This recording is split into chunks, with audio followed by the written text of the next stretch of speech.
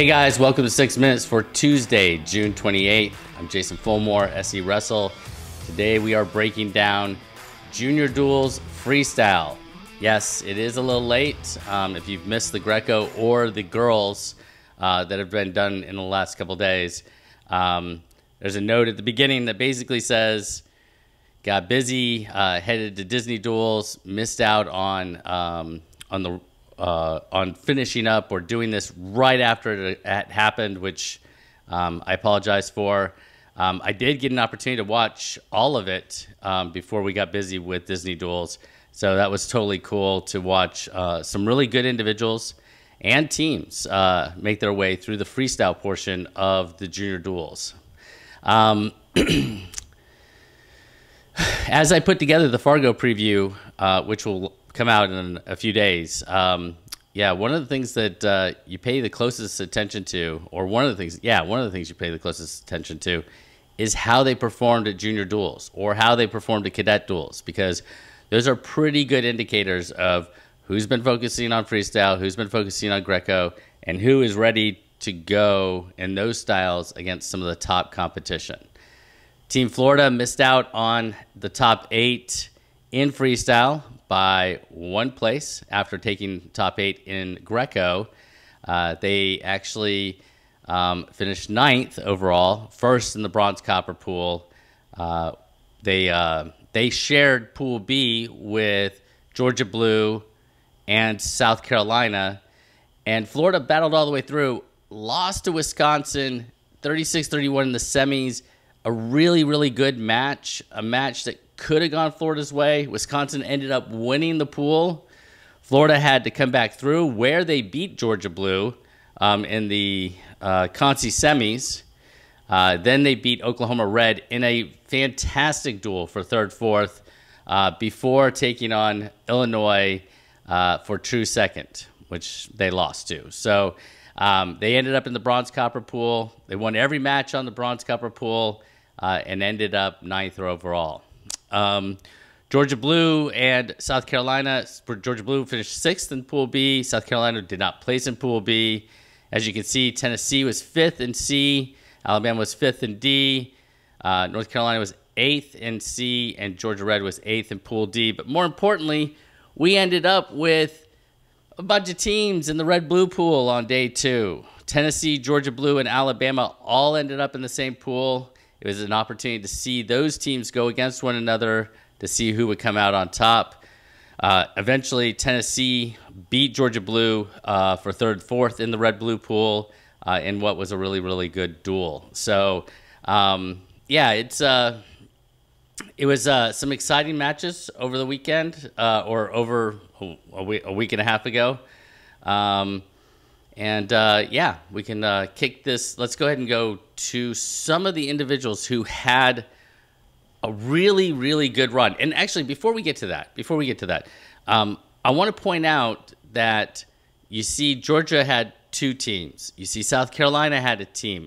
You see North Carolina had a team. Alabama, Tennessee, Florida.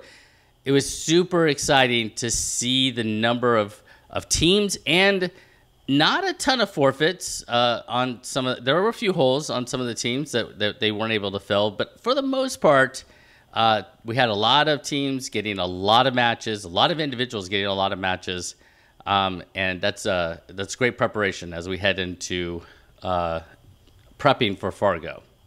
All right, so let's jump over to some of the individuals that really stood out in this weekend, and again, if you've watched any of the others, I always preface this, right? There are individuals who were unbeaten. There are individuals who had 1 loss or 2 losses. There are other individuals who went 4 and 5. And not all those records are created equally. Not everybody wrestles the top competition. So it's not a slight if you went 8-0, but we're down in the yellow pool or something along those lines. But it is important to be aware of the competition that you got going 8-0. And a good example of that is Alabama had 2 unbeatens, Isaiah Poe and Will Conlon. Isaiah was at 138, Will Conlon was at 195. And Tennessee had one unbeaten, Colin Duple, who wrestled at 145. Now Isaiah is certainly one of the top 138 pounders. I firmly believe that.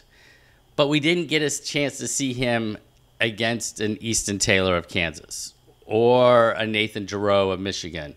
Or, as you look down further on this list, a Cooper Haas of Florida, who ended up with one loss for Florida to Nasir Bailey of Illinois, who is also fantastic. Now, unfortunately, because Poe followed Alabama to a degree, he saw some good competition. He wrestled some really good wrestlers. He beat Luke Roberts of Virginia and so on and so forth, but he didn't necessarily see some of the other top 138s. Now, Will Conlon, I believe, is a returning cadet All-American. So it's going to be really interesting to see how Will does as we move into as he moves into juniors and takes on some of the juniors. He also, because of Alabama being in the red-blue pool, he didn't necessarily see the Iowa wrestler. He didn't necessarily see Michael Delegata, who beat Sawyer Bartelt, and Delegata's from New Jersey. So you see Conlon up there with an unbeaten record at 195. You see Bartelt down there, who had one loss for Florida. In fact, Florida had no wrestlers who went unbeaten. They had a bunch of wrestlers with one loss, as you can see down below. Christian Fretwell, Cooper Haas, Brendan Van Hoke, Brendan Abden had one loss. Sawyer Bartelt, Ethan Vergara had one loss. But we didn't get to see Conlon versus Bartelt. And, I mean, just objectively sitting on the outside, Bartelt is probably better than Conlon. Okay, he's a returning Fargo champ in 16U. He had one loss on the weekend to Delegata. We didn't see him wrestle Colby Franklin from Iowa, so on and so forth. So keep that in mind. Let's talk real quick about Colin Duple. Again, I'm going to talk about Duple being, he didn't get to see Jessaroga from Iowa or Pearson Manville, or, Isaiah Poe bumped up to 145 for a match as well.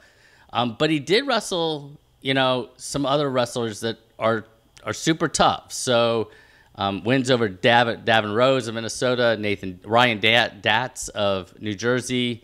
But, it would be fun to watch him go with Joel Adams of Nebraska, for example, or somebody like that.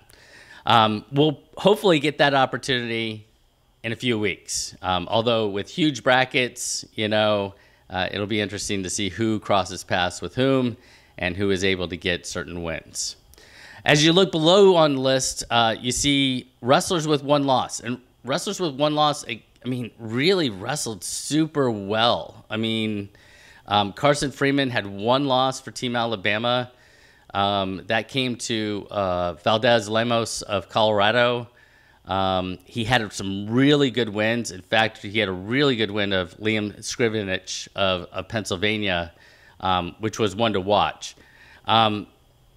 Florida kids obviously wrestled extremely well. We've already touched on it. They had probably the toughest road of all the wrestlers that are listed on this sheet, because they were right there towards the end. They were battling the top teams in Illinois and Wisconsin, and so on and so forth. Teams that finished top 5 in the duels. So, it's tough to take a loss. That's where, Cooper Haas took that loss to Nasir Bailey. Brendan Van Hoke took a loss to Cole Brooks of Oklahoma. Brendan Abden took a loss to Braden Scholes of Wisconsin. Those are the ones that you're going to have to kind of overcome if you're going to climb to the top of the podium, or at least onto the podium in a few weeks. Looking over to Georgia, Drew Gorman wrestled exceptionally well at 126. Drew pretty much dominated everyone except for one match where he lost to Braden Sonnentag of Wisconsin 5-5 on criteria. That's how close Drew was. And Drew is a returning Fargo All-American in 16U. So definitely one to watch as we move forward. Colin Mullins wrestled outstanding. I mean, really outstanding. I watched several of his matches. I wanted to go watch his match against Anderson Heap of Florida because I know how good Anderson is. And Colin was superb. His only loss came to Grayson Clark of Wisconsin. Colin really has a legit shot to make a run at a spot on the podium in Fargo. But we'll get to Fargo later. But I mean, let's talk a little bit about. I mean, 9 matches, 8-1, superb, right? Superb outing for him. Omari Alvarez, same sort of thing. Wrestled superb. Lost to Aiden Sinclair of Wisconsin at 182. Alvarez bounced around a little bit with Waddell from 182 and 195. Omari wrestled really, really well. Had a nice win over a tough Aiden Knight of Alabama, which is another person to keep an eye on, and somebody we'll see on the next slide. Tennessee, Cooper Hilton and Bentley Ellison kind of split matches at 120. Both only took 1 loss. And Sammy Shires, boy, wrestled lights out at 138, and I believe he wrestled 145 as well. He bumped up to 145 to beat Carter Ban of Minnesota 9-4. So Shires' only loss came to Ayub of Ohio, who we all saw at the Elite Eight not that long ago. Really good tournament for Sammy. I believe is a senior and headed off to college, so it'll be interesting to see if we'll see him and Brendan Abden and Van Hoke and some of the other seniors that are now departing, whether they'll be in Fargo or will not. So anyway, those are some of the wrestlers that were unbeaten and some of the wrestlers that had a single loss on the weekend or on the week or over the 2 days. Boy, I'm killing myself. All right. Other wrestlers to note that you should pay attention to who wrestled really, really well. And these are ones that I was paying attention to. I didn't watch every single one of their matches, but I watched several of them. Cale Tucker was 5-3. We already talked about Aiden Knight, Jeffrey Tubbs for Alabama. Florida, in addition to their number of wrestlers that had a single loss, Tyler Washburn and Chris Minto both put in really good performances, and then you get to turn right back around. I'm sitting in Orlando, and who pops back in? But I believe both of them were at Disney Duels right afterwards. Talking about getting in a lot of matches this summer, trying to prepare themselves to make a run for a spot on the podium as well. Gunnar Chambers, Tyler McKnight, Matthew Waddell, and Charles Higdon had a really, really good 2 days at Junior Duels as well for Team Georgia. Damon Landreth of North Carolina was 4-4. And South Carolina, 2 lightweights down at the bottom. And I have 15-3 on the slide, but it should be 5-3. William Jakeway was 5-3 at 100. And Teague Strobel was 5-3 at 113. I just got the list from South Carolina, and both of those are on the list. So they should be ones to watch as we head again to Fargo. And then Tennessee had quite a few who battled really hard, had good records, not really good records, but had good records, but it battled exceptionally hard, especially for where Tennessee ended up in the pools. You know, they were 3rd in the red-blue pool, close to making the bronze-copper pool in battles time and again. So Sabron Colson, Chase Creek, Justin Bradford, Mason Alley, and Kamel Redford. So apologies again for this being not timely, but I wanted to make sure that we highlighted those individuals who had an excellent 2 days in freestyle in Oklahoma. If it were me, and as I write actually the preview for Fargo, these are some individuals, if they make another trip this summer and do head to Fargo, these are some of the names that you might want to pay attention to. A lot can happen between now and then. Not sure kind of what draw you'll get, so on and so forth.